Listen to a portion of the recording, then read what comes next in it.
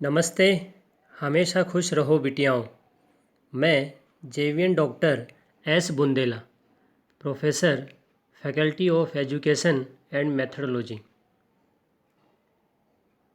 आज का session centre council of ministers, जो कि BA BEd 8 sem, BA BEd second sem, इनके लिए कवर करता है। ज्योति विद्यापीठ विमेंस यूनिवर्सिटी, जयपुर, राजस्थान से मैं। संसदीय लोकतंत्रात्मक शासन व्यवस्था में कार्यपालिका की वास्तविक शक्तियाँ मंत्रिपरिषद में निहित होती है, ये हम सभी जानते हैं। भारतीय संविधान के अनुच्छेद 74(1) में ये स्पष्ट बताया गया है कि राष्ट्रपति को उसके कार्यों के संचालन में सहायता और परामर्श देने के लिए एक मंत्रिपरिषद काउंसिल ऑफ मिनिस्टर्स जरूर हो, जिसका अध्यक्ष स्वयं प्रधानमंत्री हो। अब बात करते हैं मंत्रिपरिषद की नियुक्ति की, selection of council of ministers. भारतीय संविधान के अनुच्छेद 75(1) में इसके बारे में बताया गया है कि मंत्रिपरिषद के सदस्यों की नियुक्ति राष्ट्रपति के द्वारा प्रधानमंत्री के सलाह पर होगी। Next, type of council of ministers. मंत्रिपरिषद के प्रकार की बात करते हैं। मंत्रिपरिषद 4 भागों में विभक्त होती है। पहला कैबिनेट मंत्री, कैबिनेट मिनिस्टर। दूसरा राज्य मंत्री, स्टेट मिनिस्टर।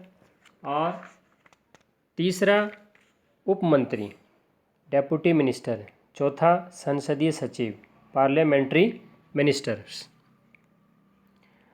जो कैबिनेट मंत्री हैं उन्हें तो विभाग में पूरा दायित्व मिला होता है और उनकी सहायता के लिए ही बाकी मंत्री होते हैं। संसदीय सचिव केवल नए मंत्री को बनाया जाता है जो कि मंत्री पद कार्यों को सीखता है। अब बात करते हैं मंत्रिपरिषद के शपथ की। Auth of council of ministers. संविधान की 3री अनुसूची में पद और गोपनीयता की शपथ राष्ट्रपति के द्वारा मंत्रिपरिषद को दिलवाई जाएगी, ये कहा गया है। अब बात करते हैं कार्यकाल। मंत्रिपरिषद का कार्यकाल वैसे तो कोई तय नहीं है, क्योंकि लोकसभा के भंग होने के बाद, सरकार के पतन के बाद नई मंत्रिपरिषद बनने तक पूर्व की मंत्रिपरिषद कार्य करती रहती है, क्योंकि संविधान में बताया गया है कि राष्ट्रपति की सहायता के लिए मंत्रिपरिषद होगी, इसलिए उसका पद रिक्त नहीं होता है।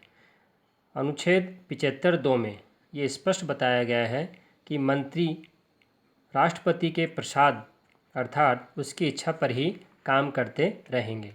अब बात करते हैं मंत्रिपरिषद और मंत्रिमंडल में अंतर। Difference between council of ministers and cabinet.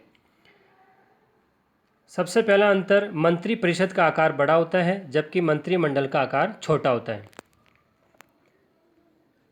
दूसरा, कैबिनेट राज्य, उप मंत्री और संसदीय सचिव स्तर के सभी मंत्री मंत्रिपरिषद में होते हैं, जबकि केवल कैबिनेट और स्वतंत्र प्रभार के राज्य मंत्री मंत्रिमंडल में ही होते हैं।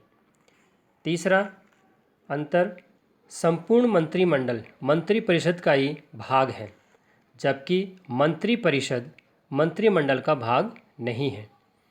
चौथा अंतर, मंत्रिपरिषद शब्द का वर्णन संविधान में किया गया है, जबकि मंत्रिमंडल शब्द केवल सुविधा के लिए काम में लिया गया है।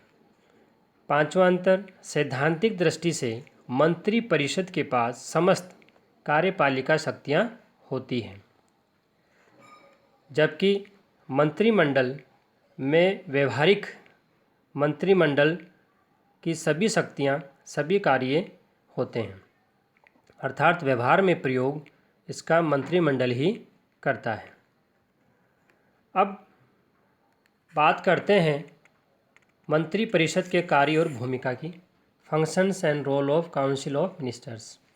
इसमें सबसे पहला, राष्ट्रपति को सहायता और परामर्श देना, help and advice to president. किसी सरकार के पतन के बाद भी वह मंत्रिपरिषद तब तक काम करेगी तब तक नई सरकार गठित नहीं हो जाए। मंत्रिपरिषद द्वारा विभिन्न मामलों में लिए गए निर्णयों से प्रधानमंत्री राष्ट्रपति को अवगत कराता है। दूसरा, नीति निर्माण संबंधी कार्य, पॉलिसी मेकिंग वर्क।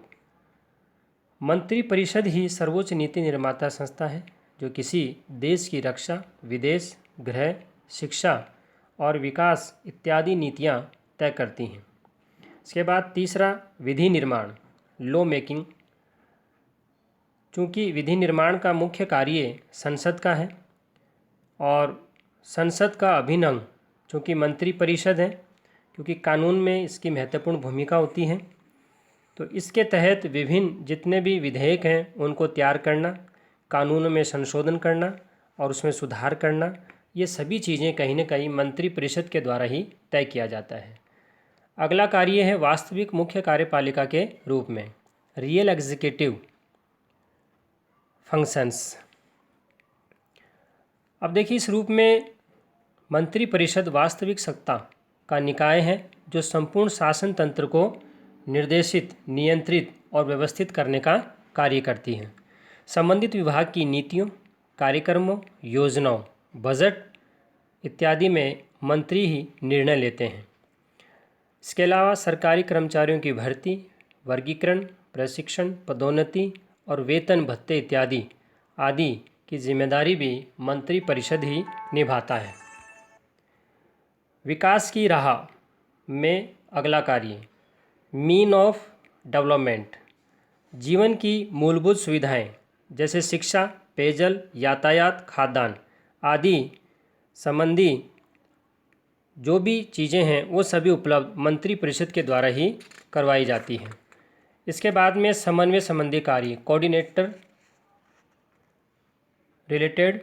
इसमें एक ही मंत्रालय के बीच कई बार मंत्रियों के अलग अलग मंत्रालय टकरा जाते हैं, आपस में विवाद हो जाता है। इसके अलावा मंत्री और सचिवों के बीच में कार्य क्षेत्र को लेकर विवाद आते हैं, तो इन सभी में मंत्रिपरिषद ही उनकी समस्याओं का समाधान करती है। इसके अलावा अगला लोक शिकायत निवारण संबंधी कार्य, पब्लिक ग्रीवेंसेज रेडरेसल। केंद्रीय मंत्रिपरिषद के समक्ष हजारों शिकायतें आती रहती हैं और इन शिकायतों का निपटारा वो मंत्रिपरिषद के द्वारा ही किया जाता है।